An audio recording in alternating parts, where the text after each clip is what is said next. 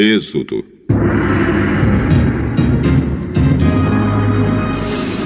Capítulo 1. São estes os nomes dos filhos de Jacó que foram com ele para o Egito, cada um com a sua família: Rúben, Simeão, Levi, Judá, Issacar, Zebulon, Benjamim, Dan, Naftali, Gade e Aser. Os descendentes diretos de Jacó eram 70 pessoas ao todo.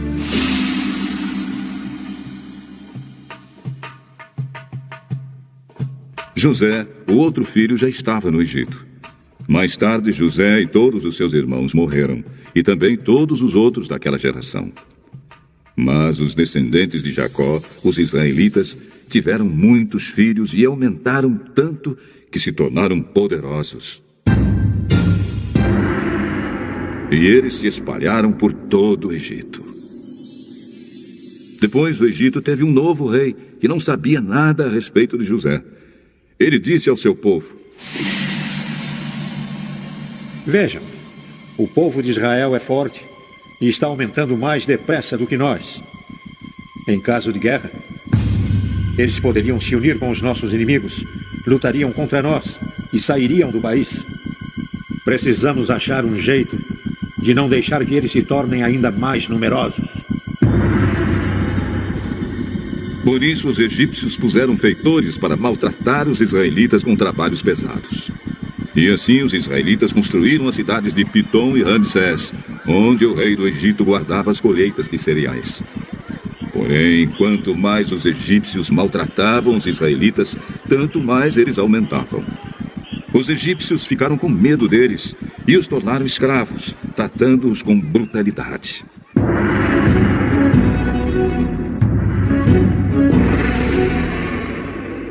Fizeram com que a vida deles se tornasse amarga, obrigando-os a fazer trabalhos pesados na fabricação de tijolos, nas construções e nas plantações. Em todos os serviços que os israelitas faziam, eles eram tratados com crueldade. O rei do Egito deu a Sifrá e a Puá, que eram parteiras das mulheres israelitas, a seguinte ordem: Quando vocês forem ajudar as mulheres israelitas nos seus partos, façam o seguinte: se nascer um menino, matem. Mas se nascer uma menina, deixem que viva. Porém, as parteiras temiam a Deus e não fizeram o que o rei do Egito havia mandado. Pelo contrário, deixaram que os meninos vivessem. Então o rei mandou chamar as parteiras e perguntou: Por que vocês estão fazendo isso? Por que estão deixando que os meninos vivam? É que as mulheres israelitas não são como as egípcias. Elas dão à luz com facilidade e as crianças nascem antes que a parteira chegue. As parteiras temiam a Deus, e por isso ele foi bom para elas e fez com que tivessem as suas próprias famílias. E o povo de Israel aumentou e se tornou muito forte. Então o rei deu a seguinte ordem a todo o seu povo: Joguem no rio Nilo todos os meninos israelitas que nascerem, mas deixem que todas as meninas vivam. Capítulo 2. Um homem e uma mulher da tribo de Levi casaram. A mulher ficou grávida e deu à luz um filho. Ela viu que o menino era muito bonito e então o escondeu durante 3 meses.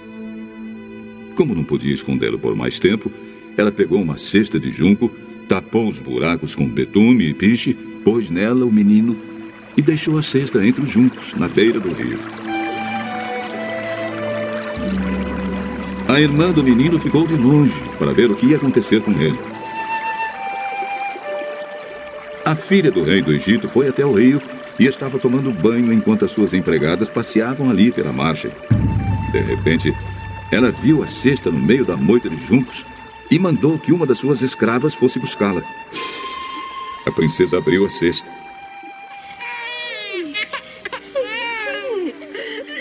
e viu um bebê chorando. Ela ficou com muita pena dele e disse: Este é um menino israelita. Então a irmã da criança perguntou à princesa: O que que eu vou chamar uma mulher israelita para amamentar e criar essa criança para a senhora? Vá, vá. Então a moça foi e trouxe a própria mãe do menino. Aí a princesa lhe disse: Leve este menino e o crie para mim, que eu pagarei pelo seu trabalho. A mulher levou o menino e o criou.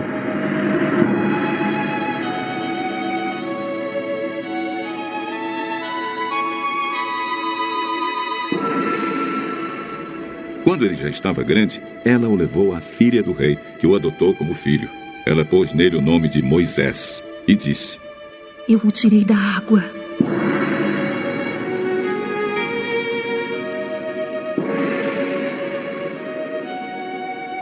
Moisés já era homem feito.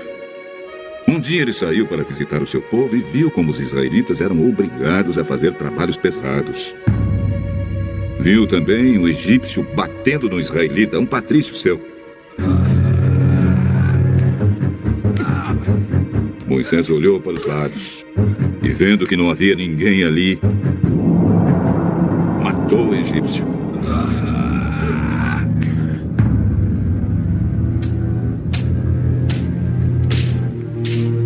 E escondeu o corpo na areia.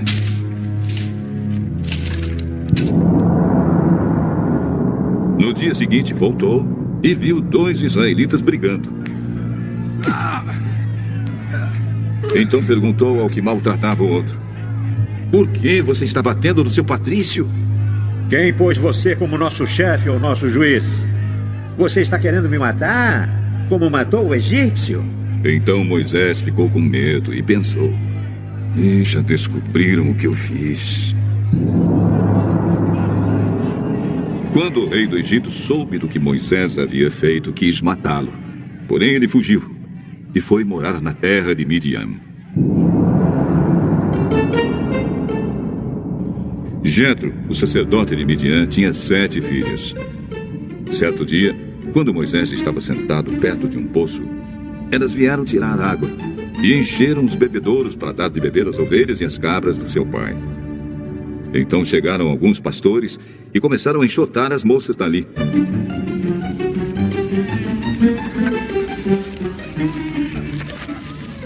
Porém Moisés se levantou e as defendeu e deu água aos animais.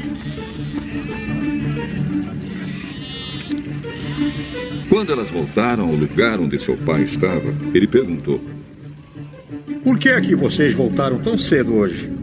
Um egípcio nos defendeu dos pastores, tirou água para nós e ainda deu água para os nossos animais. E onde está ele? Por que vocês o deixaram lá? Vão chamá-lo, vão, para que venha jantar com a gente. Depois, Jetro convidou Moisés para ficar morando ali e ele aceitou. Então Jetro lhe deu a sua filha Zípora em casamento. Quando ela teve um filho, Moisés pôs nele o nome de Gerson e disse: Sou hóspede em terra estrangeira. Alguns anos depois, o rei do Egito morreu, mas os israelitas continuaram gemendo por causa da sua escravidão. Eles gritavam pedindo socorro.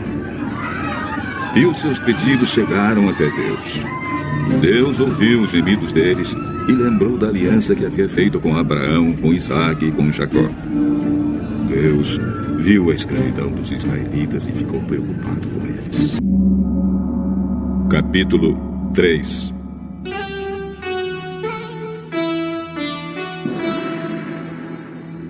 Moisés cuidava das ovelhas e das cabras de Jetro, o seu sogro, o sacerdote de Midian. Um dia Moisés levou o rebanho para o outro lado do deserto. E foi até o Monte Sinai, o monte sagrado. Ali o anjo do Senhor apareceu a ele, numa chama de fogo no meio de um espinheiro. Moisés viu que o espinheiro estava em fogo, porém não se queimava. Então pensou: que coisa esquisita! Por que será que o espinheiro não se queima? Vou chegar mais perto para ver. Quando o Senhor Deus viu que Moisés estava chegando mais perto para ver melhor, ele o chamou do meio do espinheiro e disse: Moisés, Moisés, estou aqui. Pare aí e tire as sandálias, pois o lugar onde você está é um lugar sagrado. Eu sou o Deus dos seus antepassados, o Deus de Abraão, o Deus de Isaque e o Deus de Jacó. Aí Moisés cobriu o rosto, porque ficou com medo de olhar para Deus. Então o Senhor disse: Eu tenho visto como meu povo está sendo maltratado no Egito. Tenho ouvido o seu pedido de socorro por causa dos seus feitores. Sei o que estão sofrendo. Por isso desci para libertá-los do poder dos egípcios e para levá-los do Egito para uma terra grande e boa. É uma terra boa e rica, onde moram os cananeus, os heteus, os amorreus, os perizeus, os heveus e os jebuseus. De fato, tenho ouvido o pedido de socorro do meu povo e tenho visto como os egípcios os maltratam. Agora venha, e eu enviarei ao rei do Egito para que você tire de lá o meu povo, os israelitas. Moisés perguntou a Deus: Quem sou eu para ir falar com o rei do Egito e tirar daquela terra o povo de Israel? Eu estarei com você. Quando você tirar do Egito o meu povo, vocês vão me adorar neste monte, e isso será uma prova de que eu o enviei. Quando eu for falar com os israelitas, eles disseram: O Deus dos seus antepassados me enviou a vocês. Eles vão me perguntar: Qual é o nome dele? Aí, o que é que eu digo? Eu sou quem sou.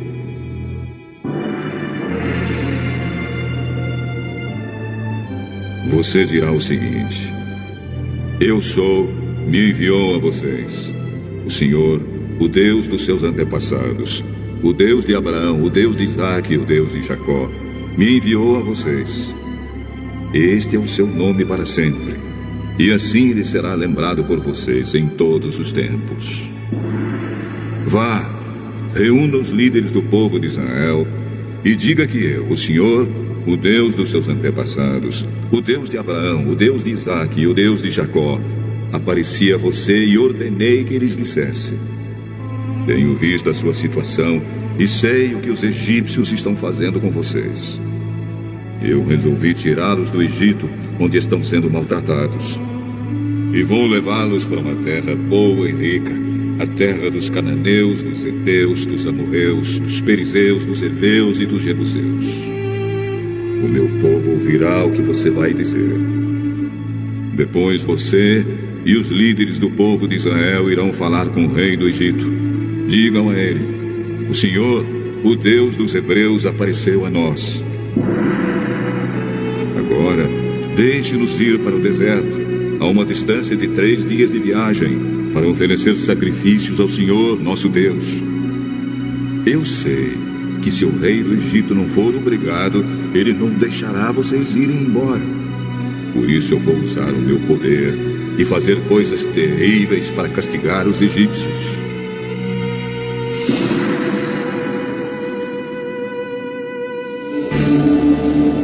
Depois disso, o rei deixará que vocês saiam do Egito.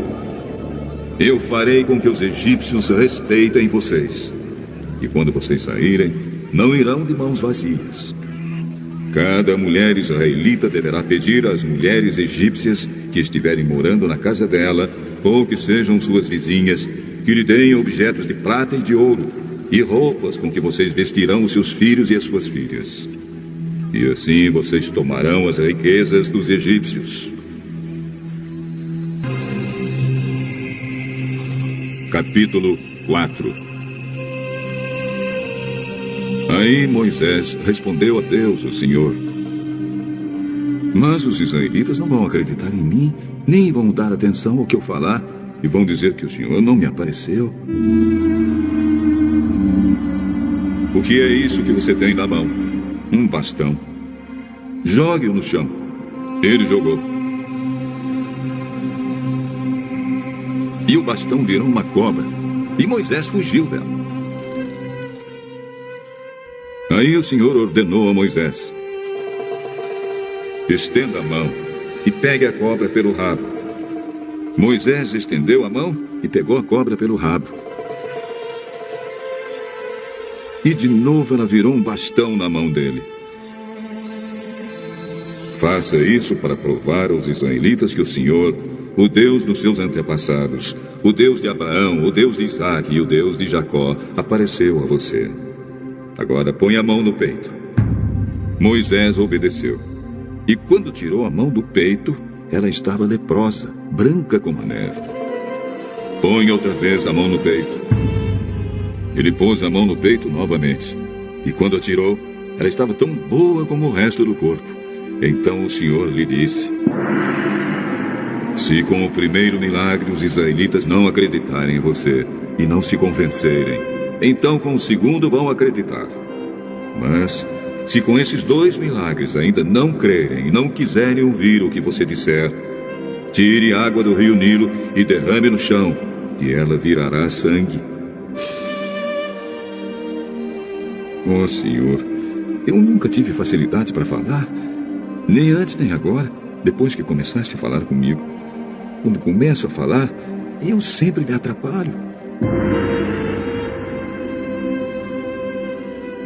Quem dá a boca ao ser humano? Quem faz com que ele seja surdo ou mudo? Quem lhe dá a vista ou faz com que fique cego? Sou eu, Deus, o Senhor. Agora vá, pois eu o ajudarei a falar e lhe direi o que deve dizer. Não, Senhor. Por favor, manda outra pessoa. Então o Senhor ficou irritado com Moisés e disse: por acaso Arão, o levita, não é seu irmão? Eu sei que ele tem facilidade para falar. Além disso, ele está vindo para se encontrar com você e vai ficar contente ao vê-lo. Você falará com Arão e lhe dirá o que ele deve dizer. Eu os ajudarei a falar e direi o que vocês devem fazer. Arão falará ao povo em seu lugar. Ele será o seu representante e falará ao povo por você. E você será como Deus para ele, explicando o que ele deve dizer. Leve este bastão, porque é com ele que você vai fazer os milagres. Então Moisés voltou para a casa de Jetro, o seu sogro, e disse: deixe que eu volte para visitar os meus parentes no Egito. Quero ver se eles ainda virem. Vá em paz. Quando Moisés ainda estava na região de Midian, o Senhor Deus lhe tinha dito: volte para o Egito, pois todos os que queriam matá-lo já morreram. Então Moisés fez com que a sua mulher e os seus filhos montassem um jumento e começou com eles a sua viagem de volta para o Egito. Moisés tinha na mão o bastão que Deus havia mandado que ele levasse. E mais uma vez o Senhor disse a Moisés: eu lhe dei poder para fazer muitos milagres. Quando você voltar para o Egito, esteja pronto para fazê-los diante do rei daquela terra. Mas eu vou fazer com que ele fique teimoso e não deixe o povo de Israel sair de lá. Então você lhe dirá que eu, o Senhor, digo o seguinte: Israel é o meu primeiro filho. Já lhe disse que deixe o meu filho sair a fim de me adorar. Mas você não deixou, e por isso eu vou matar o seu filho mais velho. Durante a viagem para o Egito, no lugar onde Moisés e a sua família estavam passando a noite, o Senhor se encontrou com Moisés e procurou matá-lo. Aí Zípora, a sua mulher, pegou uma pedra afiada, cortou o prepúcio do seu filho e com ele tocou o pé de Moisés. E disse: você é um marido de sangue para mim. Ela disse isso por causa da circuncisão. E assim o Senhor deixou Moisés viver. Nesse meio tempo, o Senhor disse a Arão: vá se encontrar com Moisés no deserto. Ele foi e se encontrou com Moisés no monte sagrado e o beijou. Moisés contou a Arão tudo o que o Senhor tinha dito quando havia mandado que ele voltasse para o Egito. e falou também dos milagres que Deus tinha ordenado que ele fizesse. Aí Moisés e Arão foram para o Egito e reuniram todos os líderes do povo de Israel. Arão contou-lhes tudo o que o Senhor Deus tinha dito a Moisés, e em seguida Moisés fez os milagres diante do povo. Todos acreditaram, e quando souberam que o Senhor tinha vindo até eles e tinha visto como estavam sendo maltratados, eles se curvaram e adoraram a Deus. Capítulo 5.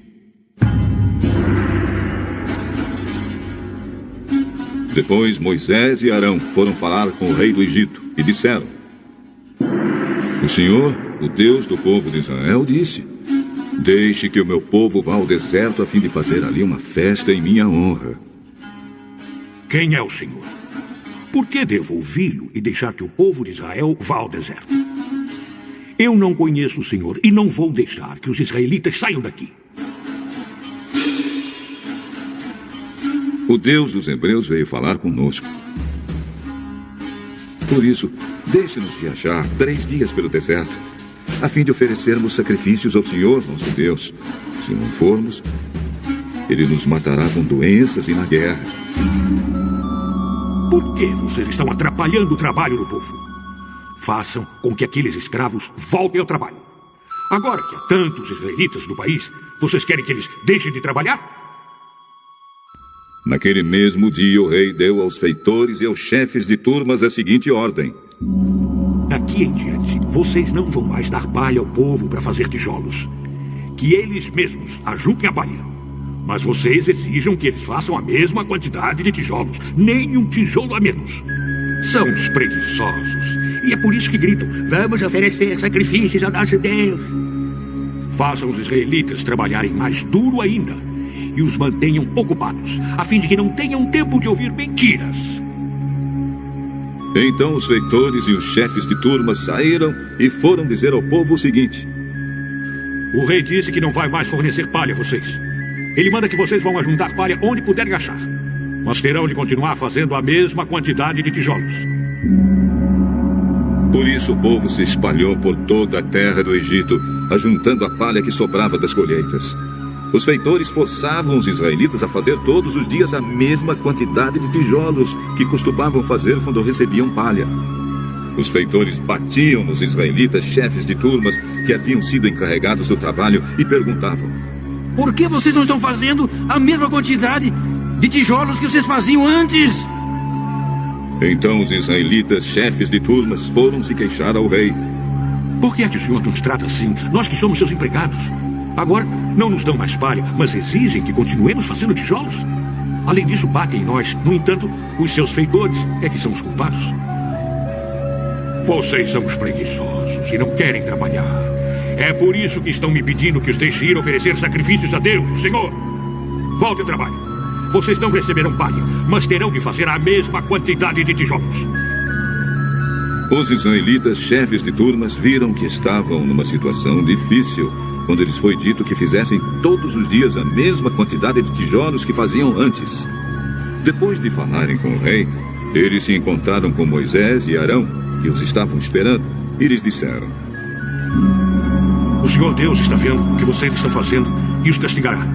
Pois por causa de vocês, o rei e os seus funcionários estão com ódio de nós. Vocês deram a eles um motivo para nos matarem. Moisés falou outra vez com Deus, o Senhor: Ó Senhor, por que tratas tão mal este povo? Por que me mandaste para cá? Pois desde que vim falar em teu nome com o rei do Egito, ele tem maltratado este povo, e tu não fizeste nada para ajudá-los.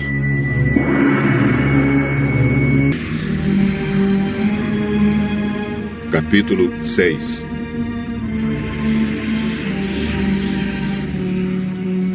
Então o Senhor Deus respondeu a Moisés: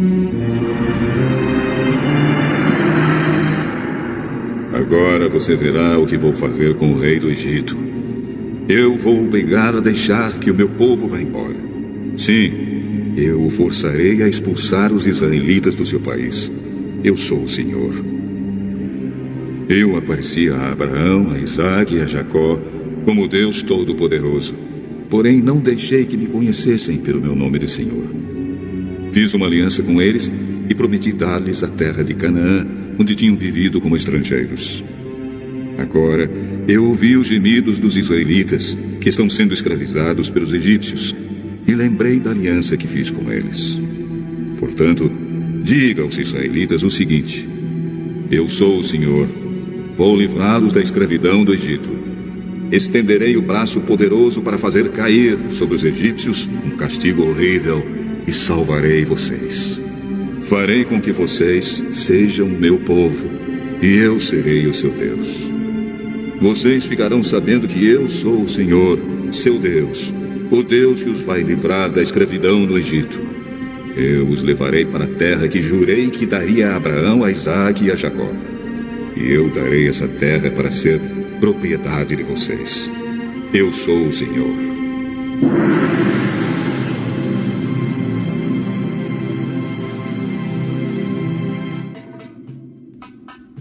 Moisés repetiu essas palavras aos israelitas, mas eles não quiseram ouvi-lo, pois estavam desanimados por causa da dureza da sua escravidão. Então o Senhor disse a Moisés: vá dizer a Faraó, rei do Egito, que deixe que os israelitas saiam do país. Se até os israelitas não querem me dar atenção, o rei também não vai querer. Eu não tenho facilidade para falar. No entanto, o Senhor ordenou que Moisés e Arão dissessem aos israelitas e a Faraó, rei do Egito, que eles dois tinham ordem para tirar do país o povo de Israel.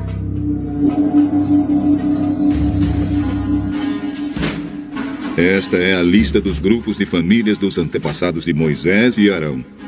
Ruben, o primeiro filho de Jacó, foi pai de 4 filhos: Enoque, Palo, Esrom e Carme. São esses os grupos de famílias de Ruben. Simeão foi pai de 6 filhos: Gemuel, Jamim, Oade, Jaquim, Zoar e Saul, filho de uma mulher cananeia. São esses os grupos de famílias de Simeão. Levi foi pai de 3 filhos: Gerson, Coate e Merari. Levi viveu 137 anos. Gerson foi pai de 2 filhos, Libni e Simei, e eles tiveram muitos descendentes. São estes os filhos de Coate: Amrão, Izar, Hebron e Uziel. Coate viveu 133 anos. Merari foi pai de 2 filhos, Mali e Muzi. São esses os grupos de famílias de Levi com seus descendentes. Amrão casou com Joquebebe, sua tia por parte de pai, e ela lhe deu 2 filhos, Arão e Moisés. Amrão viveu 137 anos. Izar foi pai de 3 filhos, Corá, Nefeg e Zicre. Uziel também foi pai de 3 filhos, Misael, Elzafã e Sitre. Arão casou com Eliseba, filha de Aminadab e irmã de Nazon. Ela lhe deu 4 filhos, Nadab, Abiú, Eleazar e Itamar. Corá foi pai de 3 filhos, Assir, Eucana e Abiasaf. São esses os grupos de famílias de Corá. Eleazar, filho de Arão, casou com uma das filhas de Putiel, e ela lhe deu um filho chamado Finéias. São esses os chefes das famílias e dos grupos de famílias da tribo de Levi.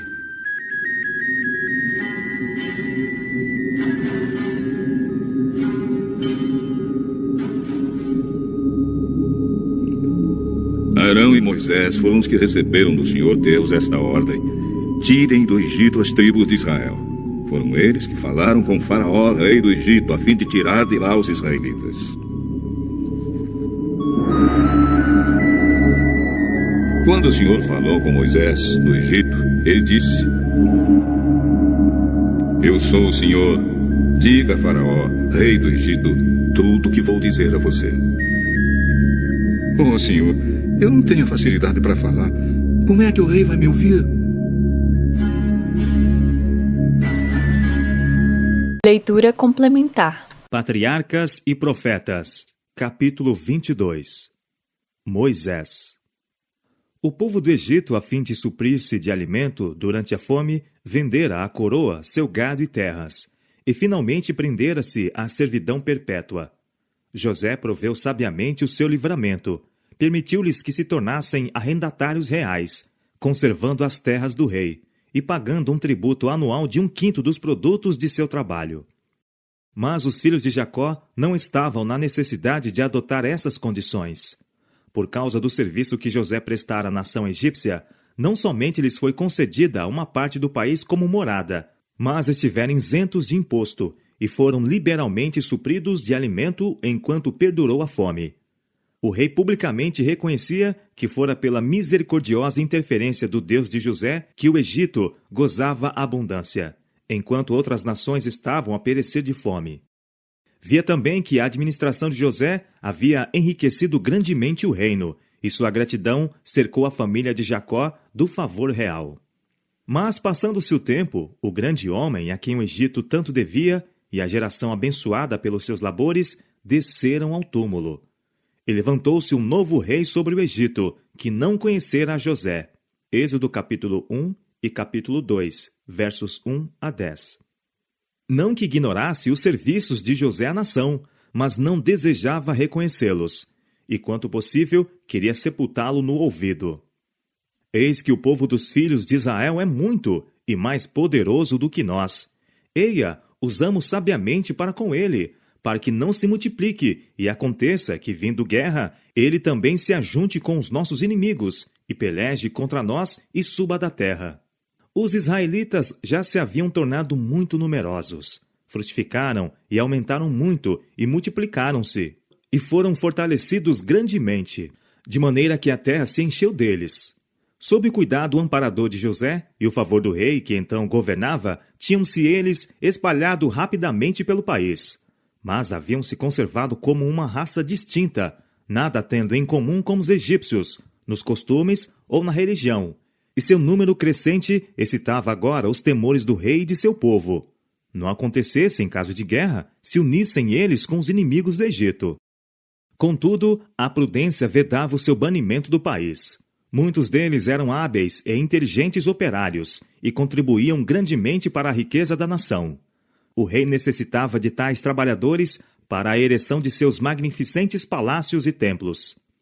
Conseguintemente, ele os equiparou aos egípcios que, com suas posses, se haviam vendido ao reino.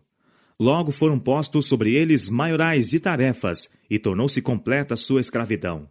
E os egípcios faziam servir os filhos de Israel com dureza. Assim lhes fizeram amargar a vida, com dura servidão, em barro e em tijolos, e com todo o trabalho no campo, com todo o serviço em que o serviam com dureza. Mas quanto mais o afligiam, tanto mais se multiplicava e tanto mais crescia. O rei e seus conselheiros tiveram a esperança de subjugar os israelitas com rude trabalho, e assim diminuir seu número e aniquilar-lhes o espírito independente. Fracassando na realização de seu propósito, recorreram a medidas mais cruéis.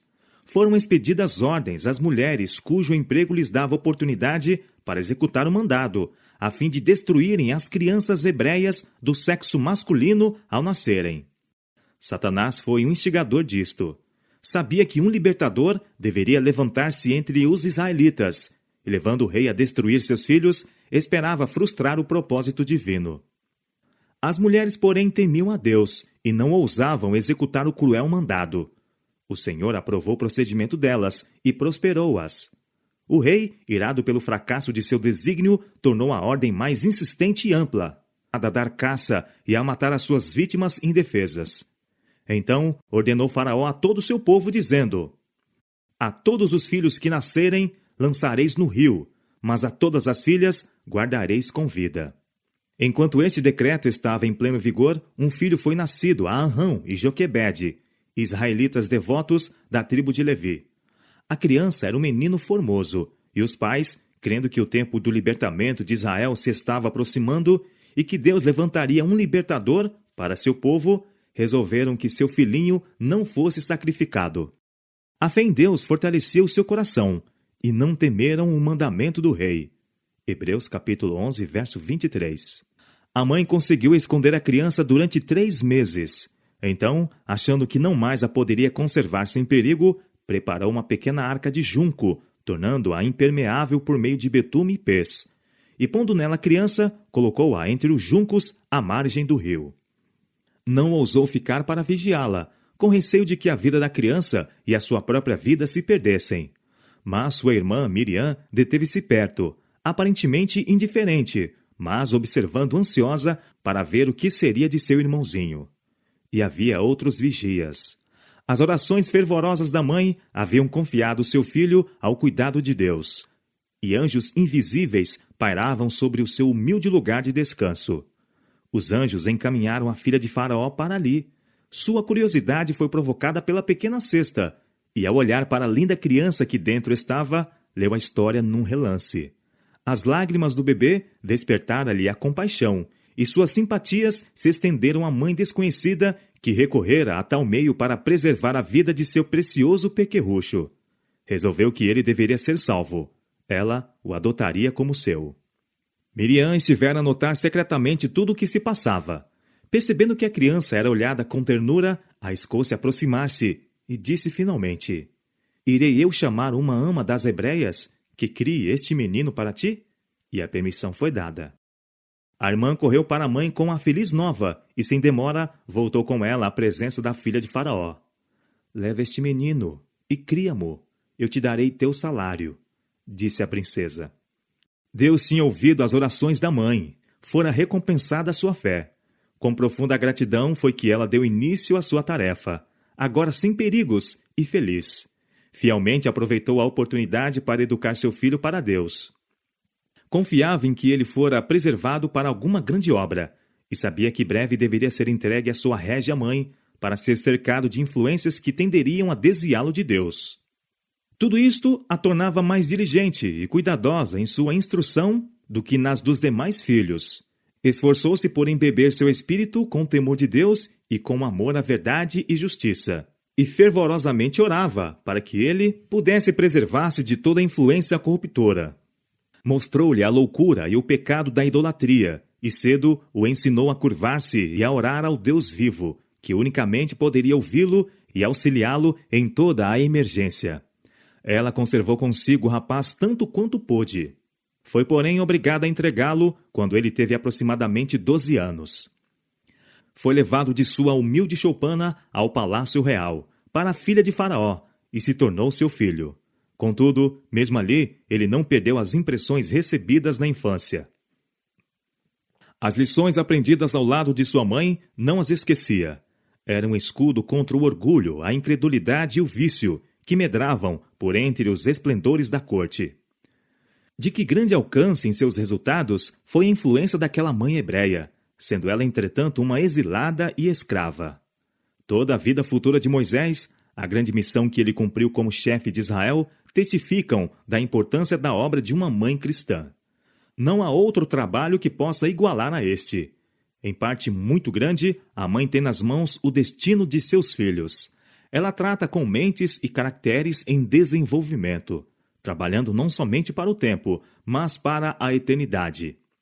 Está a semear sementes que brotarão e frutificarão, quer para o bem, quer para o mal.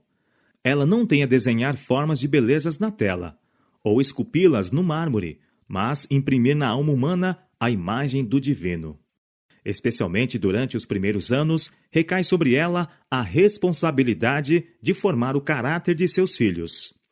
As impressões então produzidas na mente destes, em desenvolvimento, permanecerão com eles por toda a vida. Os pais devem dirigir a instrução e ensino de seus filhos enquanto muito pequenos, com o objetivo de poderem eles ser cristãos. São postos sob o nosso cuidado para serem ensinados, não como herdeiros do trono de um reino terrestre, mas como reis para Deus, a fim de reinarem pelos séculos intérminos. Que toda mãe sinta serem inapreciáveis os seus momentos. Sua obra será provada no dia solene do ajuste de contas. Achar-se-á então que muitos dos fracassos e crimes de homens e mulheres resultaram da ignorância e negligência daqueles cujo dever era guiar os pés infantis no caminho direito. Ver-se-á então que muitos que têm abençoado o mundo com a luz do gênio, da verdade e santidade, devem os princípios que foram a mola mestra de sua influência e êxito a uma mãe cristã que orava. Na corte de Faraó, Moisés recebeu o mais elevado ensino civil e militar. O monarca resolvera fazer de seu neto adotivo o seu sucessor no trono, e o jovem foi educado para sua elevada posição. E Moisés foi instruído em toda a ciência dos egípcios, e era poderoso em suas palavras e obras. Atos capítulo 7, verso 22. Sua habilidade como chefe militar tornou-o favorito dos exércitos do Egito, e era geralmente considerado personagem notável. Satanás fora derrotado em seu propósito. O mesmo decreto que condenava as crianças hebreias à morte tinha sido superiormente encaminhado por Deus, de modo a favorecer o ensino e educação do futuro chefe de seu povo. Os anciãos de Israel foram instruídos pelos anjos de que o tempo para o seu libertamento estava próximo e que Moisés era o homem que Deus empregaria para realizar esta obra. Os anjos também instruíram a Moisés quanto a havê-lo Jeová escolhido para quebrar o cativeiro de seu povo. Supondo que deveriam obter sua liberdade pela força das armas, tinha ele a expectativa de levar o exército hebreu contra as hostes do Egito, e tendo isto em vista, prevenia-se contra suas afeições, receando que, pelo seu apego à mãe adotiva ou a Faraó, não estivesse livre para fazer a vontade de Deus.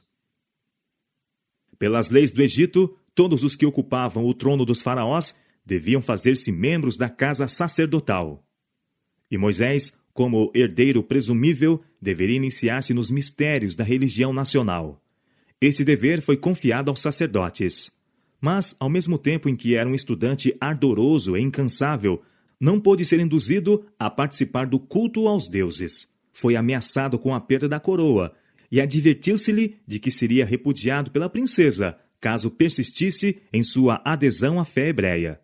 Mas ele foi inabalável em sua decisão de não prestar homenagem a não ser ao único Deus, o Criador do céu e da terra. Arrazoava com sacerdotes e adoradores, mostrando a loucura de sua veneração supersticiosa a objetos insensíveis. Ninguém lhe podia refutar os argumentos, nem mudar o propósito. Contudo, provisoriamente foi tolerada sua firmeza, por causa de sua elevada posição, e do favor em que era tido pelo rei, bem como pelo povo.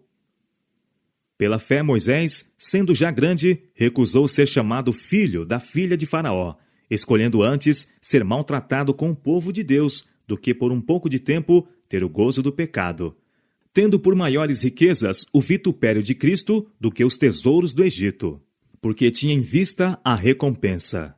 Hebreus capítulo 11, versos 24 a 26. Moisés estava em condições para ter preeminência entre os grandes da terra, para brilhar nas cortes do mais glorioso dentre os reinos e para empunhar o cetro do poder. Sua grandeza intelectual o distingue acima dos grandes homens de todos os tempos. Como historiador, poeta, filósofo, general de exércitos e legislador, não tem par. Todavia, com o mundo diante de si, teve a força moral para recusar as lisonjeiras perspectivas da riqueza, grandeza e fama, escolhendo antes ser maltratado com o povo de Deus do que por um pouco de tempo ter o gozo do pecado. Moisés fora instruído com relação à recompensa final a ser dada aos humildes e obedientes servos de Deus, e as vantagens mundanas tombaram na insignificância que lhes é própria em comparação com aquela recompensa. O palácio magnificente do faraó e o trono do monarca foram apresentados como um engodo a Moisés. Sabia ele, porém, que os prazeres pecaminosos que fazem os homens se esquecerem de Deus achavam-se em seus passos senhoriais. Ele olhava para além do magnífico palácio, para além da coroa do monarca, para as altas honras que serão conferidas aos santos do Altíssimo, em um reino incontaminado pelo pecado. Viu pela fé uma coroa incorruptível que o Rei do Céu colocaria sobre a fronte do vencedor. Esta fé o levou a desviar-se dos nobres da terra e unir-se à nação humilde, pobre e desprezada, que preferia obedecer a Deus a servir ao pecado. Moisés ficou na corte até a idade de 40 anos. Seus pensamentos volviam muitas vezes à condição abjeta de seu povo, e visitava os irmãos em sua servidão, e os animava com a segurança de que Deus agiria em seu livramento. Muitas vezes, compungindo até a indignação à vista da injustiça e opressão, ardia por vingar suas afrontas. Um dia em que estava assim, fora, vendo um egípcio ferir um israelita, lançou-se para a frente e matou o egípcio. A não ser o israelita, não houvera testemunha desta ação, e Moisés imediatamente sepultou o corpo na areia. ele se mostrara agora pronto para sustentar a causa de seu povo, e esperava vê-los levantar-se a fim de recuperar sua liberdade. Ele cuidava que seus irmãos entenderiam que Deus lhe havia de dar a liberdade pela sua mão, mas eles não entenderam. Atos capítulo 7, verso 25. Ainda não estavam preparados para a liberdade. No dia seguinte, Moisés viu 2 hebreus que contendiam entre si, estando um deles evidentemente em falta. Moisés reprovou o delinquente, que logo se desforrou daquele que o reprovava, negando seu direito de intervir e vilmente acusando-o de crime. Quem te tem posto a ti por maioral e juiz sobre nós? Disse ele. Pensas matar-me como mataste ao egípcio? Êxodo capítulo 2, verso 14. Toda a questão depressa se tornou conhecida pelos egípcios e grandemente exagerada. Logo chegou aos ouvidos de Faraó. Fez-se parecer ao rei que este ato significava muito, que Moisés tensionava levar seu povo contra os egípcios, subverter o governo e sentar-se no trono, e que não poderia haver segurança para o reino enquanto ele vivesse. De pronto, foi resolvido pelo monarca que ele morresse. Mas, apercebendo-se de seu perigo, escapou e fugiu rumo da Arábia. O Senhor dirigiu seus passos, e ele encontrou acolhida em casa de Jetro, sacerdote e príncipe de Midian, que também era adorador de Deus. Depois de algum tempo, Moisés desposou uma das filhas de Jetro, e ali, ao serviço de seu sogro, como guardador de seus rebanhos, permaneceu 40 anos. Matando o egípcio, Moisés caíra no mesmo erro tantas vezes cometido por seus pais, de tomar nas próprias mãos a obra que Deus prometera fazer. Não era vontade de Deus libertar o seu povo pela guerra, como Moisés pensava, mas pelo seu próprio grande poder, para que a glória lhe fosse atribuída a ele tão somente. Todavia, mesmo este ato precipitado foi superiormente encaminhado por Deus a fim de cumprir seus propósitos. Moisés não estava preparado para sua grande obra. Tinha ainda a aprender a mesma lição de fé que havia sido ensinada a Abraão e Jacó. Não confiar na força e sabedoria humanas, mas no poder de Deus para o cumprimento de suas obras. E havia outras lições que, em meio da solidão das montanhas, devia Moisés receber. Na escola da abnegação e agruras, ele devia aprender a paciência, a moderar suas paixões. Antes que pudesse governar sabiamente, devia ser ensinado a obedecer. Seu coração devia estar completamente em harmonia com Deus, antes de poder ele ensinar o conhecimento de sua vontade a Israel. Pela sua própria experiência, devia estar preparado a exercer um cuidado paternal sobre todos os que necessitavam de seu auxílio. O homem teria dispensado aquele longo período de labuta e obscuridade, julgando-o uma grande perda de tempo. Mas a sabedoria infinita chamou aquele que se tornaria o dirigente de seu povo a passar 40 anos no humilde trabalho de pastor. Os hábitos de exercer o cuidado, do esquecimento de si mesmo e de terna solicitude pelo seu rebanho, assim desenvolvidos, prepará-lo-ia a tornar-se compassivo e longânimo pastor de Israel. Proveito algum que o ensino ou a cultura humana pudessem outorgar poderia ser um substituto para esta experiência. Moisés estivera a aprender muito que tinha de desaprender.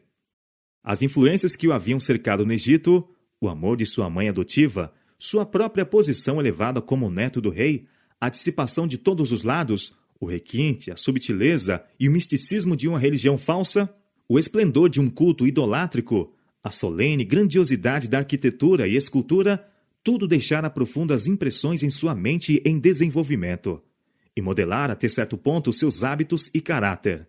O tempo, a mudança de ambiente e a comunhão com Deus podiam remover estas impressões. Renunciar ao erro e aceitar a verdade requeria da parte de Moisés mesmo uma luta tremenda. Mas Deus seria seu auxiliador quando o conflito fosse demasiado severo para a força humana. Em todos os que têm sido escolhidos para cumprir uma obra para Deus, vê-se o elemento humano. Todavia não foram homens de hábitos e de caráter estereotipados que estavam satisfeitos com permanecer naquela condição. Fervorosamente desejavam obter sabedoria de Deus e aprender a trabalhar para Ele. Diz o apóstolo: se algum de vós tem falta de sabedoria, peça a Deus, que a todos dá liberalmente, e não lança em rosto, e ser-lhe-á dada. São Tiago, capítulo 1, verso 5. Deus, porém, não comunicará aos homens luz divina, enquanto estiverem contentes com permanecerem em trevas. A fim de receber o auxílio de Deus, o homem deve compenetrar-se de sua fraqueza e deficiência. Deve aplicar seu próprio espírito na grande mudança a ser operada em si. Deve despertar para a oração e esforço fervorosos e perseverantes. Maus hábitos e costumes devem ser repelidos, e apenas pelo esforço decidido, no sentido de corrigir tais erros e conformar-nos aos princípios retos, que a vitória pode ser ganha. Muitos jamais atingem a posição que poderiam ocupar, porque esperam que Deus faça por eles aquilo que Ele lhes deu poder para fazerem por si mesmos. Todos os que se habilitam a ser úteis devem ser adestrados pela mais severa disciplina mental e moral, e Deus os ajudará, unindo o poder divino ao esforço humano. Encerrado nas fortificações das montanhas, Moisés estava sós com Deus. Os templos magnificentes do Egito não mais lhe impressionavam o espírito, com sua superstição e falsidade. Na grandiosidade solene das colinas eternas, via ele a majestade do Altíssimo, e em contraste compreendia quão impotentes e insignificantes eram os deuses do Egito. Por toda parte estava escrito o nome do Criador. Moisés parecia achar-se em sua presença e à sombra de seu poder. Ali o seu orgulho e presunção foram varridos.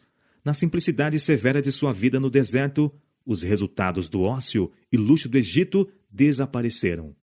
Moisés tornou-se paciente, reverente e humilde, muito manso, mais do que todos os homens que haviam sobre a terra. E, contudo, forte na fé que ele tinha no poderoso Deus de Jacó. Enquanto os anos se passavam e vagueava ele com seus rebanhos nos lugares solitários, ponderando na situação opressa de seu povo, reconsiderava o trato de Deus para com seus pais e as promessas que eram a herança da nação escolhida, e suas orações por Israel ascendiam de dia e de noite. Anjos celestiais derramavam sua luz em redor dele.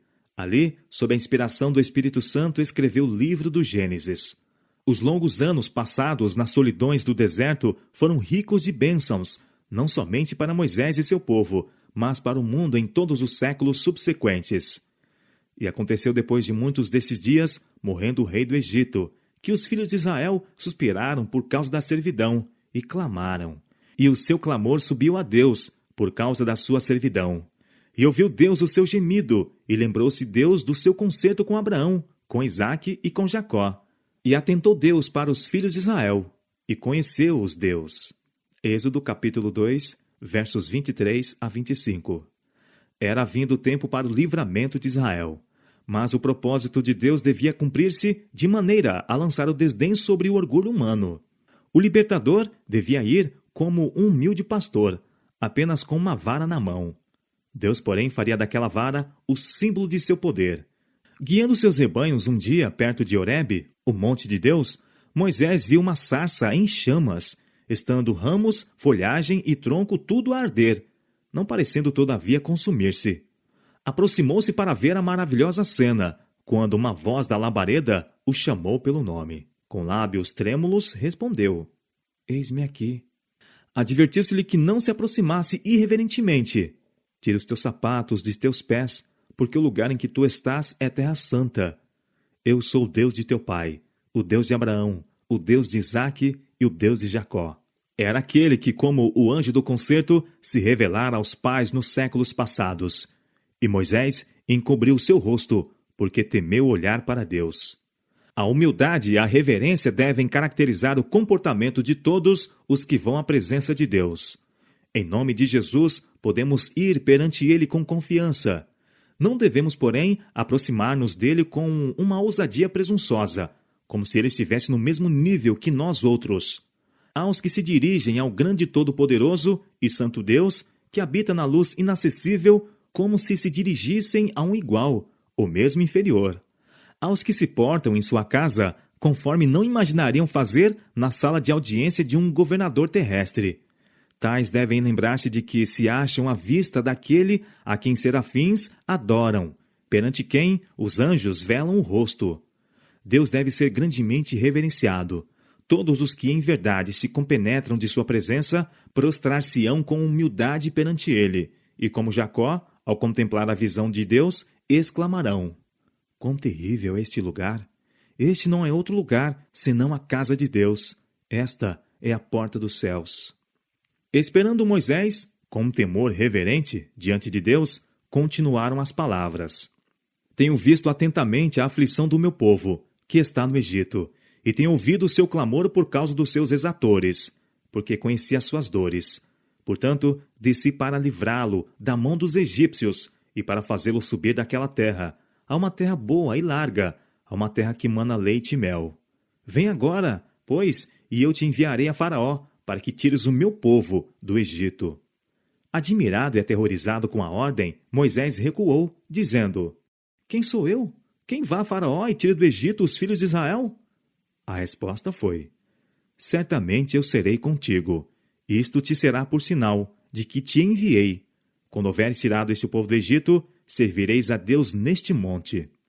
Moisés pensou nas dificuldades que seriam encontradas na cegueira, ignorância e incredulidade de seu povo, muitos dos quais estavam quase destituídos do conhecimento de Deus. Eis que quando vier os filhos de Israel, disse ele, e lhes disser, o Deus de vossos pais me enviou a vós, e eles me disserem, qual é o seu nome? Que lhes direi? A resposta foi, eu sou o que sou. Assim dirás aos filhos de Israel, eu sou, me enviou a vós. Moisés recebeu ordem de congregar primeiramente os anciãos de Israel, os mais nobres e justos entre eles, os quais, desde muito, se haviam afligido por causa de seu cativeiro, e declarar-lhes uma mensagem de Deus com uma promessa de livramento. Devia então ir com os anciãos perante o rei e dizer-lhe, o Deus dos hebreus nos encontrou, portanto, deixa-nos agora ir caminho de 3 dias no deserto, para que ofereçamos sacrifícios ao Senhor. Moisés fora prevenido de que Faraó resistiria ao apelo de deixar ir Israel. Todavia, a coragem do servo de Deus não devia faltar, pois o Senhor com isto aproveitaria a ocasião para manifestar seu poder perante os egípcios e perante o seu povo. Eu estenderei a minha mão e ferirei-o ao Egito com todas as minhas maravilhas, que farei no meio dele. Depois vos deixará sair. Foram também dadas instruções quanto às provisões que deviam fazer para a viagem. O Senhor declarou, acontecerá que quando sairdes, não saireis vazios, porque cada mulher pedirá à sua vizinha e à sua hóspeda vasos de prata e vasos de ouro e vestidos. Os egípcios tinham enriquecido pelo trabalho injustamente exigido dos israelitas, e como estes estavam para partir em viagem para sua nova morada, era justo que reclamassem a recompensa de seus anos de labuta. Deviam pedir artigos de valor, que pudessem ser facilmente transportados, e Deus lhes daria graça aos olhos dos egípcios. Os grandes prodígios operados para o seu livramento aterrorizariam os opressores, de maneira que o pedido dos escravos seria satisfeito. Moisés viu diante de si dificuldades que pareciam insuperáveis. Que prova poderia ele dar a seu povo de que Deus, na verdade, o enviara? Eis que me não crerão, disse ele, nem ouvirão a minha voz, porque dirão, o Senhor não te apareceu. Provas que apelavam aos seus sentidos foram-lhe então dadas. Foi-lhe dito que atirasse sua vara ao chão. Fazendo ele, tornou-se em cobra. E Moisés fugiu dela. Recebeu ordem de apanhá-la, e em sua mão se tornou em vara. Foi-lhe mandado pôr a mão no seio. Obedeceu, e tirando-a, eis que sua mão estava leprosa, branca como a neve. Dizendo-se-lhe que de novo a pusesse no seio. Viu, ao retirá-la, que se tornara como a outra. Por estes sinais, o Senhor assegurou a Moisés que seu povo, bem como Faraó, convencer-se-iam de que um ser mais poderoso do que o rei do Egito se manifestava entre eles. Mas o servo de Deus ainda se deixava vencer pelo pensamento da estranha e maravilhosa obra que diante dele estava. Em sua aflição e temor, agora alegava como desculpa a falta de uma fala desembaraçada. Ah, Senhor, eu não sou homem eloquente, nem de ontem, nem de anteontem, nem ainda desde que tens falado a teu servo, porque sou pesado de boca e pesado de língua. Durante tanto tempo havia ele estado afastado dos egípcios, que não tinham conhecimento tão claro e um uso tão pronto da língua, como quando estivera entre eles. O Senhor lhe disse, quem fez a boca do homem? Ou quem fez o mudo, ou surdo, ou o que vê, ou o cego? Não sou eu, o Senhor? A isto acrescentou-se outra segurança do auxílio divino. Vai, pois, agora, e eu serei com a tua boca, e te ensinarei o que hás de falar.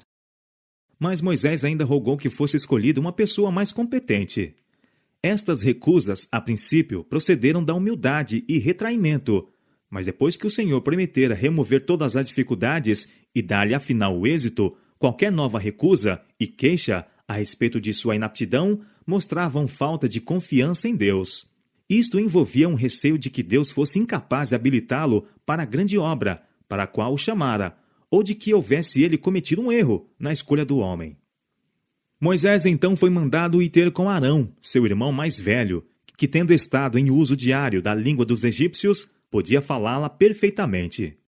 Foi-lhe dito que Arão vinha a seu encontro. As palavras seguintes do Senhor foram uma ordem positiva. Tu lhe falarás e porás as palavras na sua boca. Eu serei com a tua boca e com a sua boca, ensinando-vos o que haveis de fazer. E ele falará por ti ao povo. E acontecerá que ele te será por boca, e tu lhe serás por Deus. Toma, pois, esta vara na tua mão, com que farás os sinais. Moisés não mais poderia opor resistência, pois todo motivo de escusa fora removido. A ordem divina dada a Moisés encontrou-o sem confiança em si, tardo no falar e tímido. Sentia-se vencido pela intuição de sua incapacidade de ser o porta-voz de Deus para Israel. Havendo, porém, aceito o trabalho, deu-lhe início com todo o coração, depositando toda a confiança no Senhor. A grandeza de sua missão chamava à atividade as melhores faculdades de seu espírito. Deus lhe abençoou a pronta obediência, e ele se tornou eloquente, esperançoso e senhor de si, e bem adaptado para a maior obra que já foi entregue ao homem. Isto é um exemplo do que Deus faz para fortalecer o caráter daqueles que nele confiam amplamente e dar-lhes, sem reserva, as suas ordens. O homem adquirirá força e eficiência ao aceitar as responsabilidades que Deus põe sobre ele e procurar de toda a sua alma qualificar-se para arrostar devidamente com ela. Por humilde que seja a sua posição ou limitada a sua habilidade, atingirá a verdadeira grandeza o homem que, confiando na força divina, procura efetuar sua obra com fidelidade. Houvesse Moisés confiado em sua própria força e sabedoria, e com avidez aceito o grande encargo, e teria evidenciado sua completa inaptidão para tal obra. O fato de que um homem sente a sua fraqueza é, ao menos, alguma prova de que ele se compenetra da magnitude da obra a ele designada, e de que fará de Deus seu conselheiro e força. Moisés voltou a seu sogro, e exprimiu o desejo de visitar seus irmãos no Egito. Jetro deu-lhe consentimento com a bênção. Vá em paz. Com a esposa e os filhos, Moisés pôs-se em caminho. Não ousara dar a conhecer o objetivo de sua missão, receando não fosse permitido que o acompanhassem.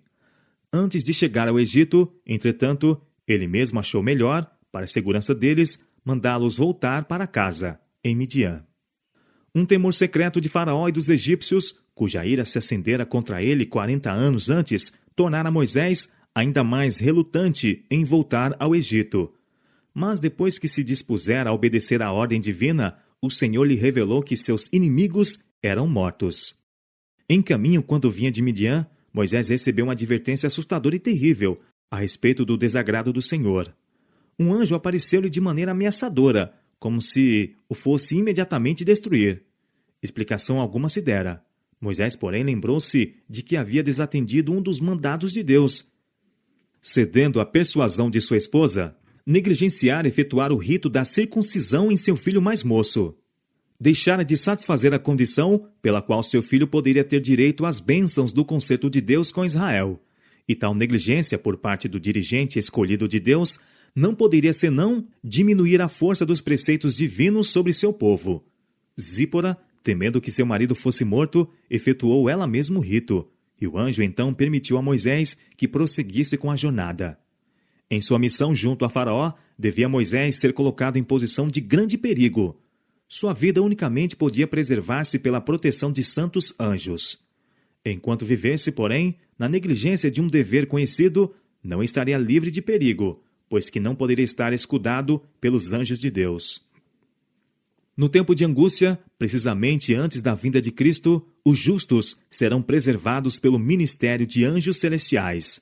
não haverá segurança para o transgressor da lei de Deus. Os anjos não poderão proteger, então, aqueles que estão a desrespeitar um dos preceitos divinos.